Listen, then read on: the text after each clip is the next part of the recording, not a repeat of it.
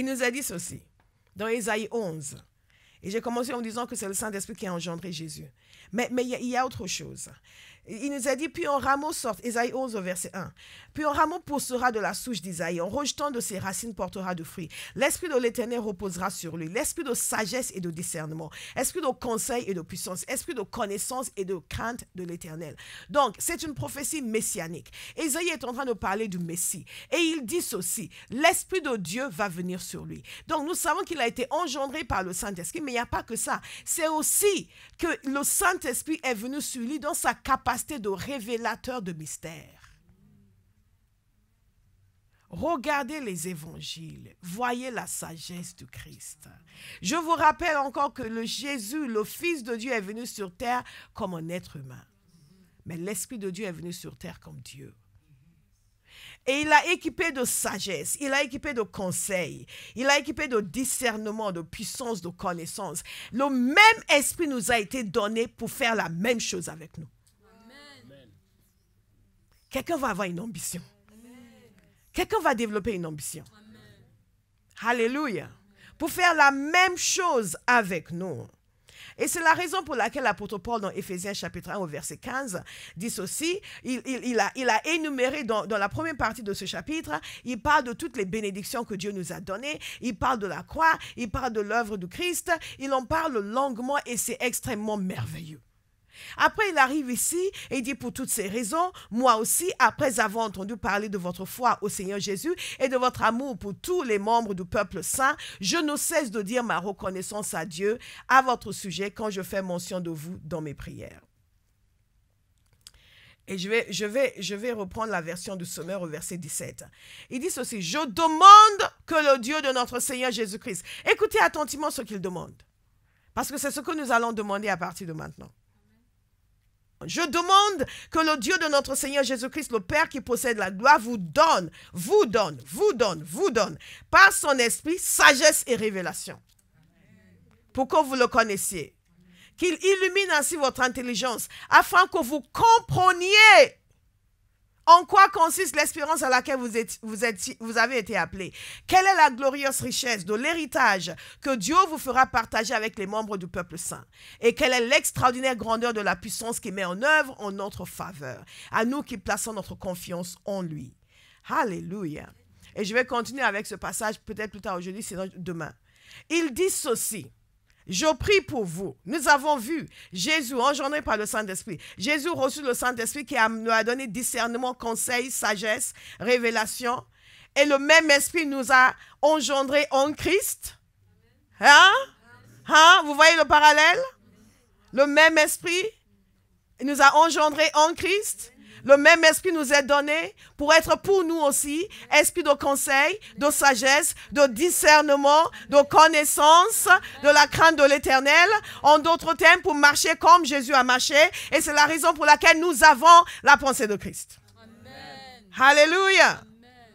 Alléluia. Quelqu'un va se révolter contre l'ignorance. Les bagarres tabodoche. Oh God, we praise you. We praise you, we praise you, we praise you. We praise you, Lord. Donc, il y a une promesse de communication spirituelle, il y a une promesse de révélation, ce qui est l'antidote à l'ignorance. Mais ce qui est frappant dans ce passage, c'est ce qu'il nous dit, sur la prière, pour que vous connaissiez. La première chose, c'est que nous puissions connaître Dieu. Et il nous donne un esprit de sagesse et de révélation pour que nous le connaissions. Dieu veut que nous le connaissions. Et l'Esprit Saint nous a été donné pour que nous puissions connaître le Père. Et que nous puissions connaître le Fils. C'est pour ça que Jésus a dit qu'il apprend les choses qui sont à lui, il va nous les révéler. Oh! Holy Spirit. Holy Spirit.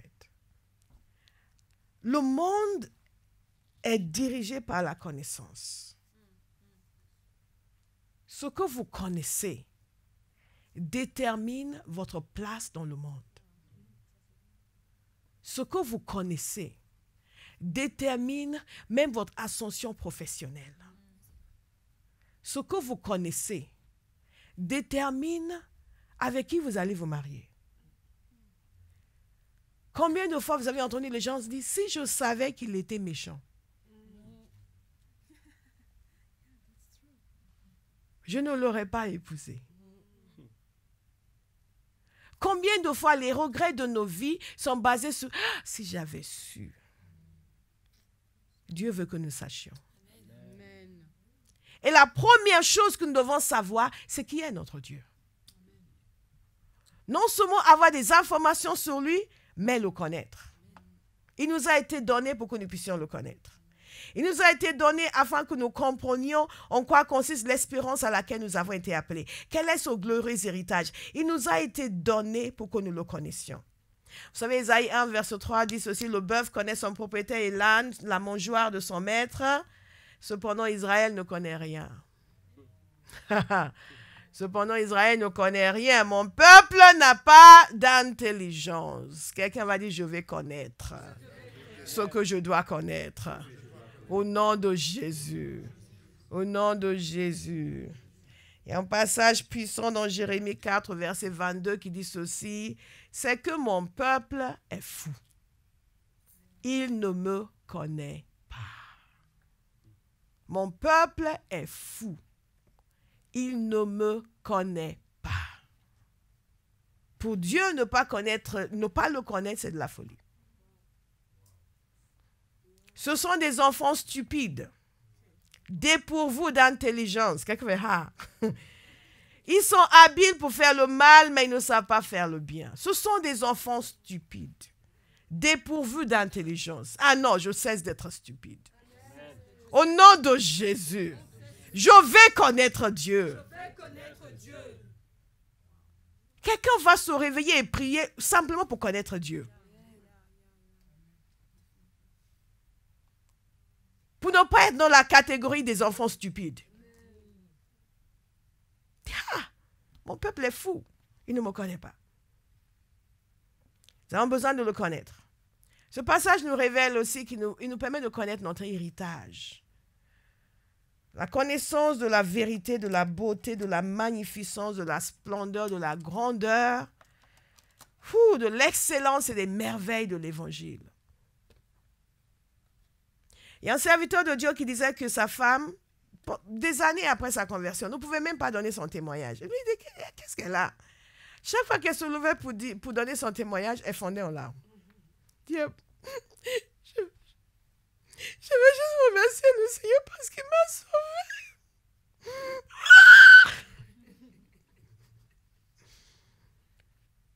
Maintenant, je ne dis pas qu'il faut pleurer tout le temps quand on donne son témoignage. Mais il s'est passé quelque chose dans la vie de cette femme. Une prise de conscience des merveilles de l'Évangile. Une prise de conscience de l'excellence de l'Évangile. Une prise de conscience de la gloire de la croix. Une prise de conscience de l'abnégation du Fils de Dieu. Une prise de conscience de la grande générosité, de la bonté immense et infinie du Père. Je prie que cette révélation soit notre partage à tous. Amen. Le Saint-Esprit nous est donné pour que nous puissions dire Jésus et rester émerveillés. Le Saint-Esprit nous est donné pour que lorsque nous disions Jésus est mort à la croix, nous restions dans la stupéfaction. Le Saint-Esprit nous est donné pour que nous nous réveillions la nuit pour méditer sur la splendeur du Fils de Dieu et que nous restions bouche bée. Le Saint-Esprit nous est donné pour que nous puissions parler avec les gens avec une conviction à toute épreuve, comme nous avons vu hier en parlant de la communion du Saint-Esprit. Le Saint-Esprit nous est donné pour que ces choses cessent d'être juste une vérité vague. Pour beaucoup de gens, c'est trop vague. Beaucoup de chrétiens qui ont donné leur vie au Seigneur, l'évangile reste vague. Oui, ils aiment Jésus, ils sont sauvés, mais ils ne sont pas secoués. Ils ne sont pas secoués. Ils ne sont pas en feu. Ils ne tremblent pas à sa parole. La parole de Dieu nous dit qu'il y a des gens qui tremblent à sa parole, qui entendent le nom de Jésus et qui frissonnent. Et quelque chose à l'intérieur, ah, Jesus. Parce qu'il y a une révélation. Ce Joseph sur l'Ancien Testament, jeune qu'il était, il avait une certaine révélation de Dieu qui a fait que même dans l'adversité, même sans l'œil paternel, même sans son pasteur pour le surveiller, il a maintenu sa droiture. L'absence de révélation de Dieu nous joue des tours, nous amène dans des compromis ridicules. Parce que Dieu n'est pas suffisamment réel pour nous, pour qu'on nous dise, ah non. Ah non, quelqu'un dise révélation. Dites à votre voisin que Dieu te donne la révélation. Par son esprit, au nom de Jésus, au nom de Jésus, nos yeux spirituels s'ouvrent à la réalité. Le Saint-Esprit nous est donné pour nous donner la révélation de la parole de Dieu. Et c'est parfaitement logique parce que c'est lui l'auteur de la parole de Dieu. J'ai partagé quelque chose avec le groupe de louanges. Si vous regardez dans Actes chapitre 2, il y a un passage où l'apôtre Pierre commence à parler de ce que le Saint-Esprit avait révélé. C'est Maradada Sokotototo Shekatatata. Zebekereka Sototototo Sheketatato Sobekote Tantatata. La parole de Dieu dit ceci, et à Actes 4, 24 et 30, de 24 à 30, après les avoir écoutés, ils s'adressèrent tous ensemble à Dieu en disant, non, je suis en train de regarder autre chose. Dans Actes chapitre 2, il commence à annoncer ce que le Actes chapitre 1, ce que le Saint-Esprit a révélé à David. À David. Et ce que le Saint-Esprit a révélé à David, quelqu'un va écouter attentivement. Concernant Judas, qui a trahi Jésus, combien de siècles avant? Il avait prophétisé. Et Pierre s'est levé, il a dit, voici ce que le Saint-Esprit a révélé. Je vais vous le lire, pour ceux qui me regardent. Pasteur. Acte 1 au verset 16. Mes frères, il fallait que s'accomplisse l'écriture, ce que le Saint-Esprit avait annoncé d'avance par la bouche de David au sujet de Judas, devenu le guide de ceux qui ont arrêté Jésus. Non mais, vous saviez? Pourquoi donc il ne va pas vous révéler ce qui concerne votre vie?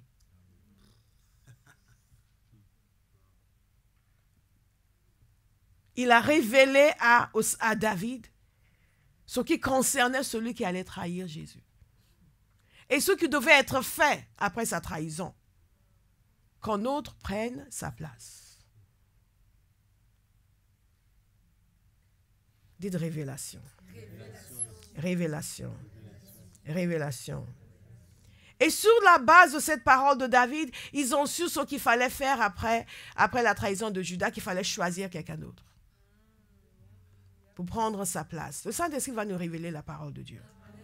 Parce que c'est lui qui en est l'auteur. C'est lui qui est venu sur ces hommes et qui ont déclaré. Et qui ont dit, qui ont écrit. C'est pour cela qu'il y a une telle unité de pensée dans la Bible.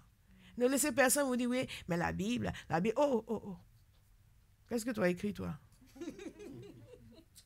Notre problème, c'est que nous manquons de respect à celui à qui nous devons respect, le Seigneur.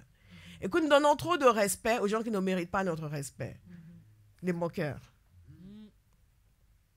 Quelqu'un vient moquer le Seigneur, moquez-vous de lui. Viens se moquer du Seigneur. Oui, mais attends, Jésus, et toi, et tes yeux. Au lieu de faire, oh non, mais non, c'est pas ça. Arrêtez de vous défendre. On passe à l'attaque. Alléluia. Amen. Oui, votre évangile. Et toi, c'est quoi ta vérité? Non, mais moi, tu crois une bêtise pareille. Je vais prier pour toi. Tu as besoin de délivrance. Amen. Au lieu de faire, non, mais c'est pas ça. Mais non, on croit que Jésus. Non, c'est pas que ça. Non, on croit que Jésus est le Fils de Dieu. Amen. Et on croit que c'est lui seul qui sauve. Amen. Et on croit qu'il n'y a aucun autre nom qui a été donné. Amen. Et comme on disait quand on n'était pas converti, put that in your pipe and smoke it. Ne fumez pas. Hein? Alléluia. Surtout pour les jeunes. Ah, pasteur a dit qu'il faut fumer. Non. Alléluia. Le Saint-Esprit nous donne une révélation de la parole de Dieu, de l'intégrité de la parole de Dieu, qui nous amène à avoir de l'assurance dans cette génération qui est tellement critique, manqueuse, et qui manque de respect pour les choses divines. Quelqu'un se demande, oui, mais toi, tu crois à la Bible? Quelqu'un m'a dit ça une fois. Non, mais plus personne ne croit ça. Je dis, pardon. Moi, je crois. Et nous sommes quelques milliards de personnes sur la terre à croire. Ah bon, bon, d'accord, d'accord. Les gens sont arrogants jusqu'à ce que vous leur montrez un peu plus d'arrogance qu'eux. Dans le Seigneur. Alléluia. Comme on a vu hier, in your face. Christianity with an attitude. C'est une amie qui m'avait dit ça.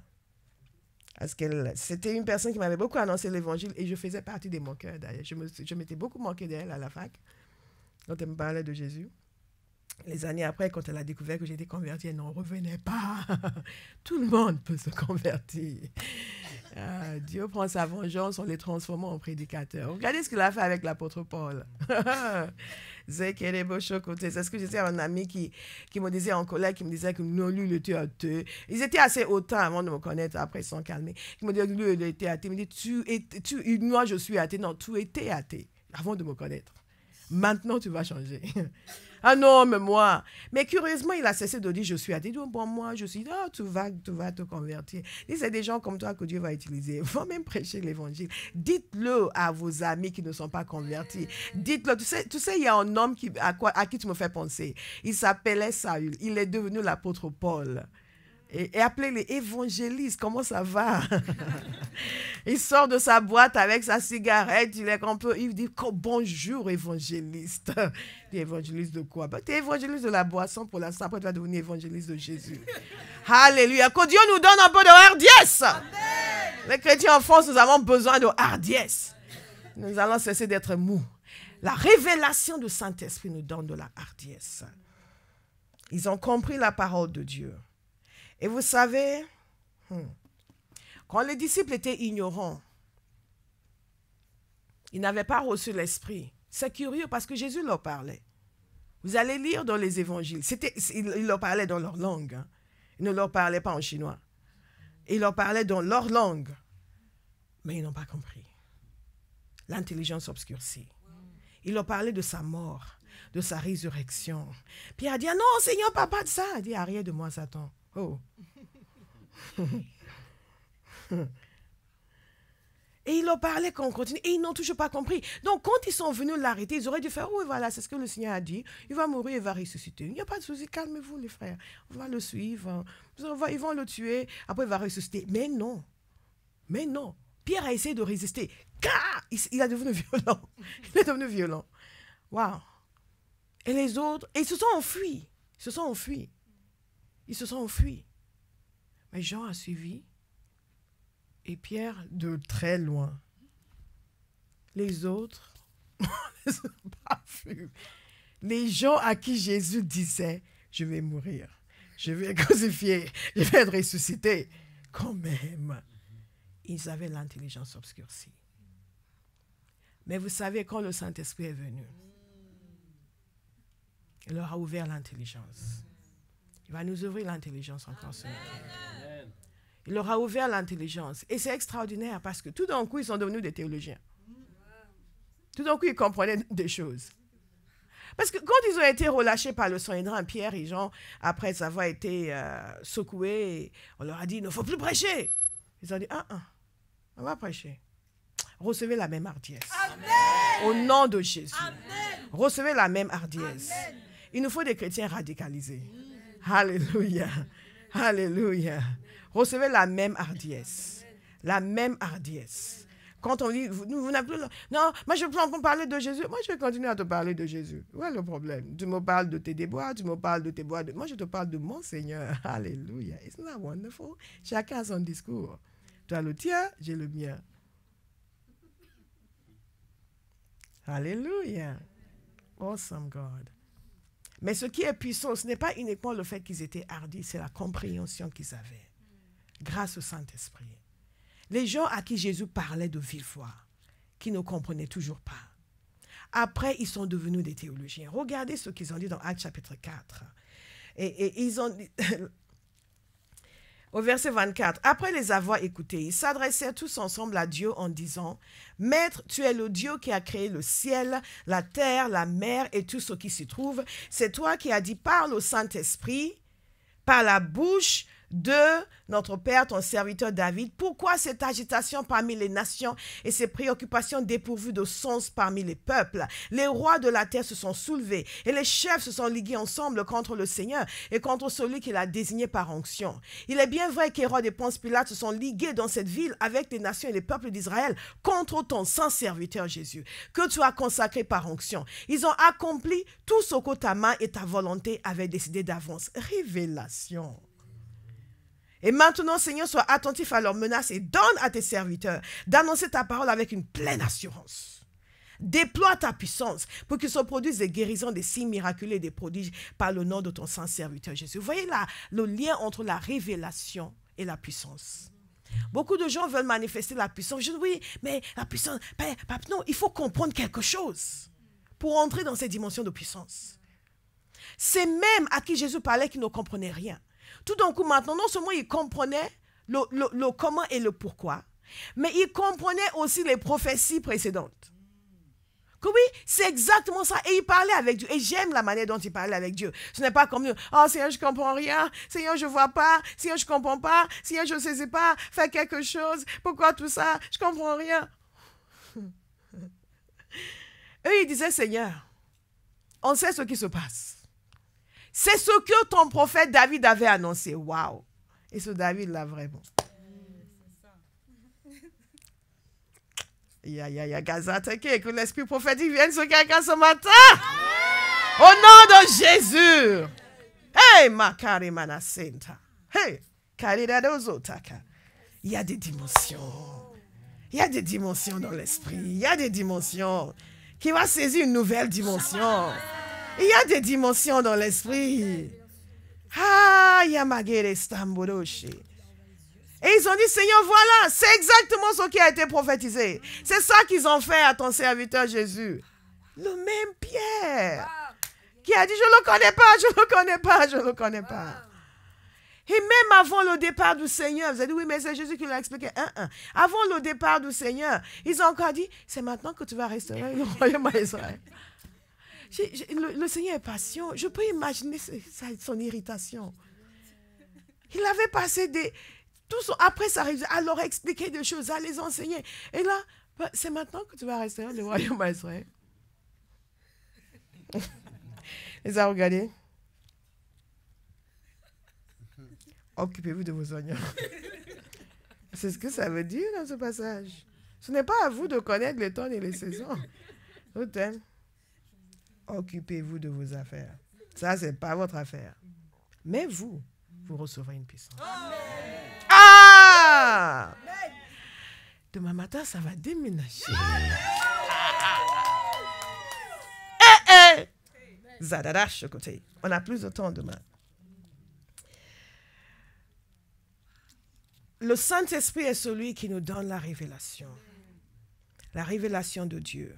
La révélation des voies de Dieu, de la pensée de Dieu, la révélation de notre héritage en Christ, ce qui vous amène à dominer sur les forces des ténèbres, ce qui vous amène à faire comme Béa qui était habité par une multitude de démons, à sa conversion. Délivrance spectaculaire. Des démons sans nationalité et sans préférence raciale. À chaque fois qu'on parle de démons, je pense toujours à quelque chose qu'une fille avait dit. On faisait la délivrance pour une jeune fille qui se roulait par terre, qui manifestait les démons. Et elle les regardait. Ah, parce que les blancs aussi. Je les regardais, pardon. Parce que les démons ont des affinités.